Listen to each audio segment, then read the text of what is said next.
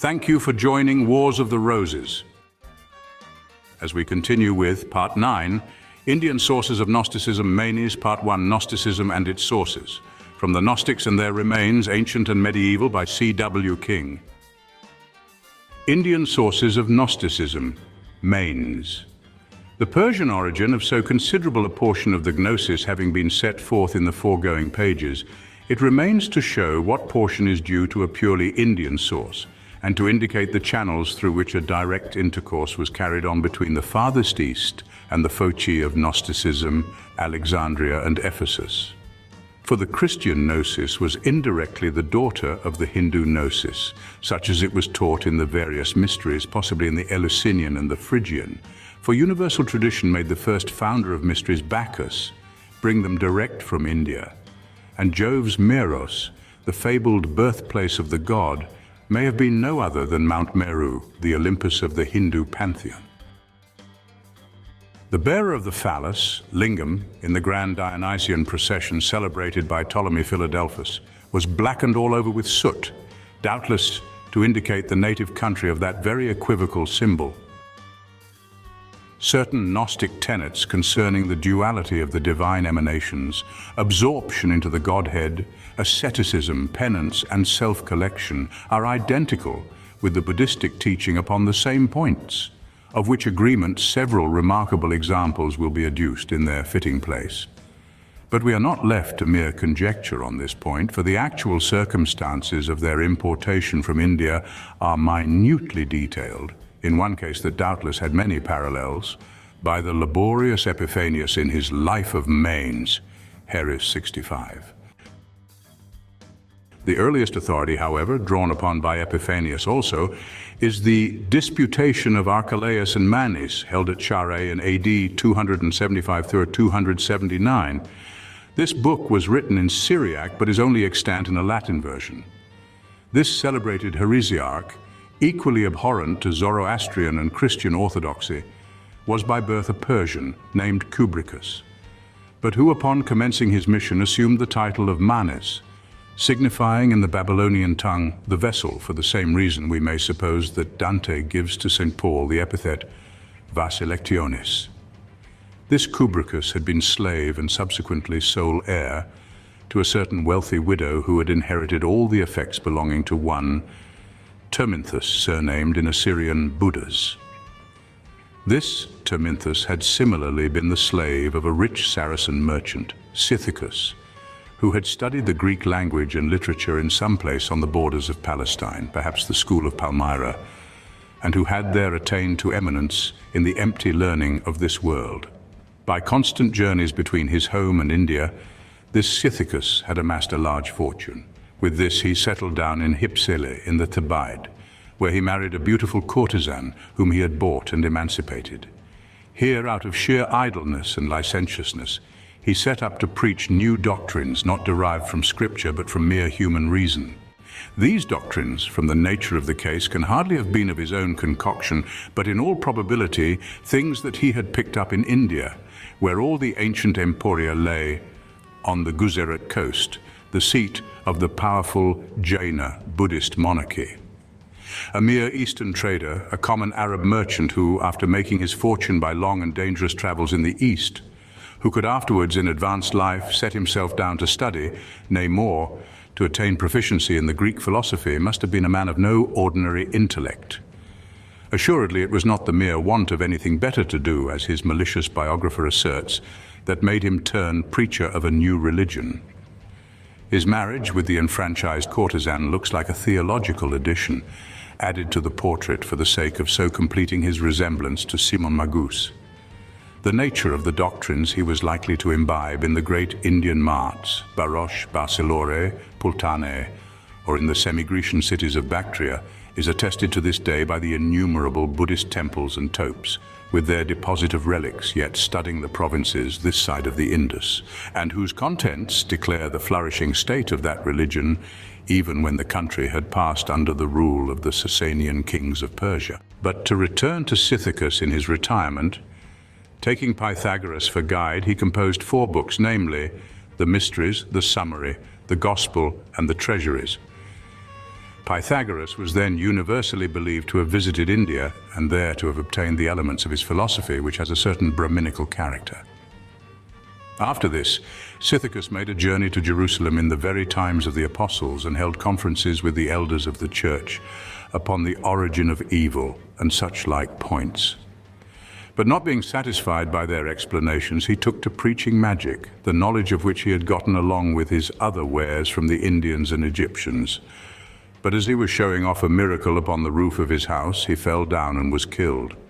Upon this, his servant and sole disciple, Terminthus, instead of returning to his mistress at Hypsile, ran off with his money into Persia, where, in order to escape detection, he assumed the name of Buddhas, which signifies wise.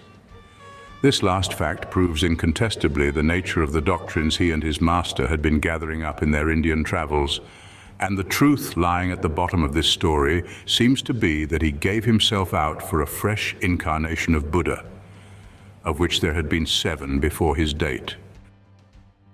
The 7th having been that Sakyal who from Benares diffused Buddhism all over the peninsula. This Terminthus was himself a man of learning and conversant with his master's 4 treatises. He lodged in the house of a widow, where he used to hold conferences with the priests of Mithras, especially with 2, Parcus and Labdacus, upon the 2 principles and similar subjects. He too, having been killed by accident like his master, his landlady kept possession of all his baggage, religious books included, and in her turn bequeathed them to her servant Kubricus, the afterwards so celebrated Manes. It is necessary here to point out a certain violent anachronism in the story as told by Epiphanius. If Scythianus visited Jerusalem at all, he must have done so before the year of its destruction, AD 70.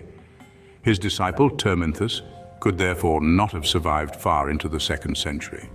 The landlady of the latter could for this reason have hardly had for slave Manes, who flourished about 200 years later. It is, however, possible that the works plagiarized by Manes had been preserved in her family down to the period of his service in it. In this history of Scythianus, however disguised by tradition, we have at one view the complete history of the rise and progress of Gnosticism. We find an Arab merchant of a subtle and inquiring mind, occupying himself during his long and frequent sojourns at the Indian marts in studying the philosophy of these prevailing religionists, the speculations of the Buddhist monks, and equally investigating the secrets of the wisdom of Egypt, when detained at the other headquarters of the Eastern trade. Then retiring from business, he goes to Palmyra for the purpose of studying Grecian philosophy, as then taught in its school, which philosophy would be no other than Neoplatonism. Thence, returning home, he occupies his leisure in reducing to one harmonious system the numerous conflicting theories upon subjects too high for human knowledge, which he had so laboriously collected from the 3 great fountains of philosophy, India, Egypt, and Athens.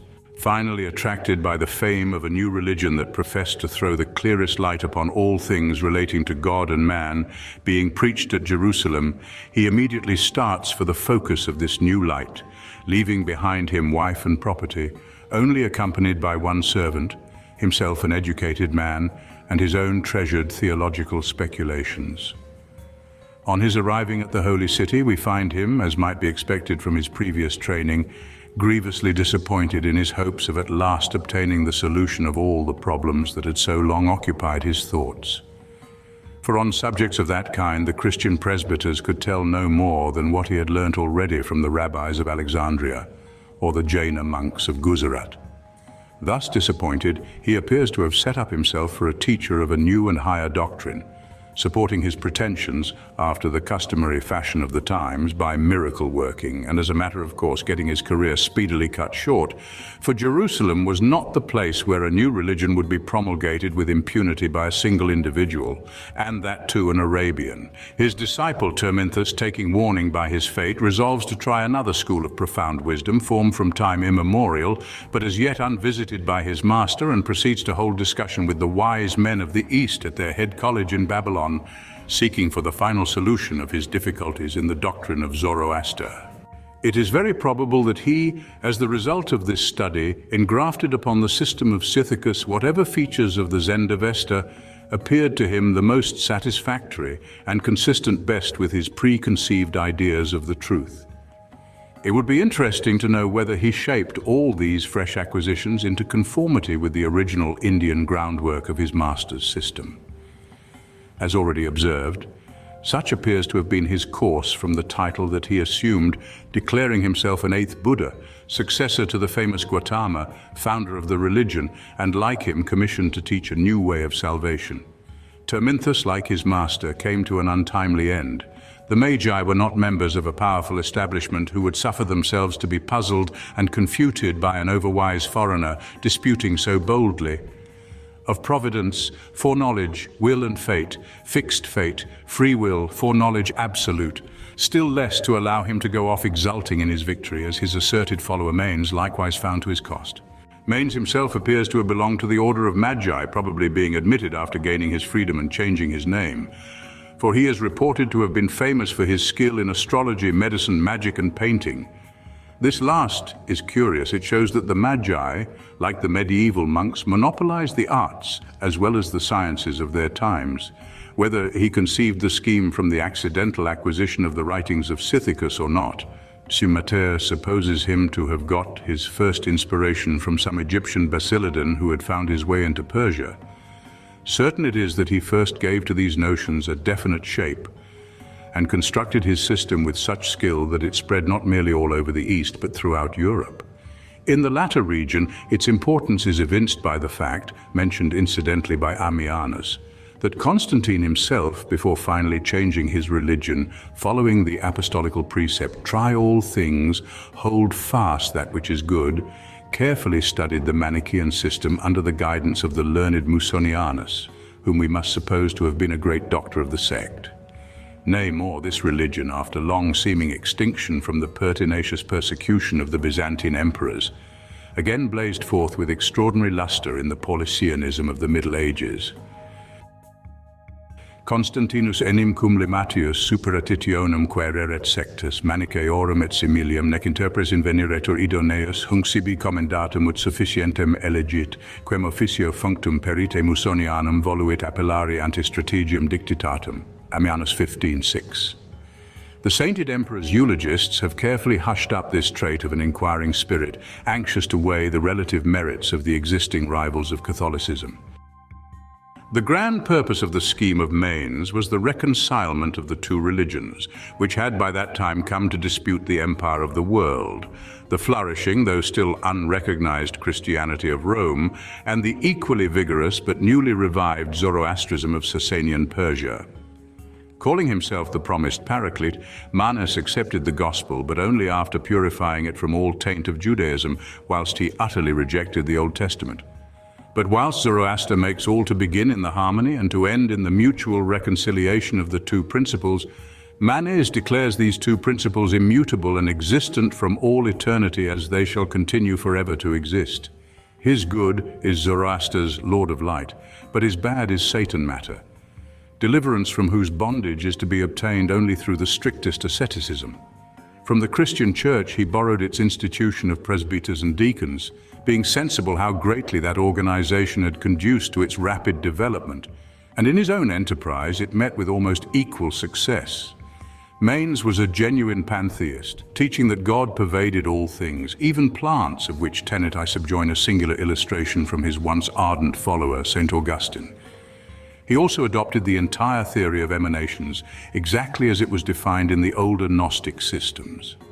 St. Augustine's words are Confessions 3:10, "And I, not understanding this, used to mock at those holy servants and prophets of thine," alluding to the Manichaean rejection of the Old Testament as a divine revelation.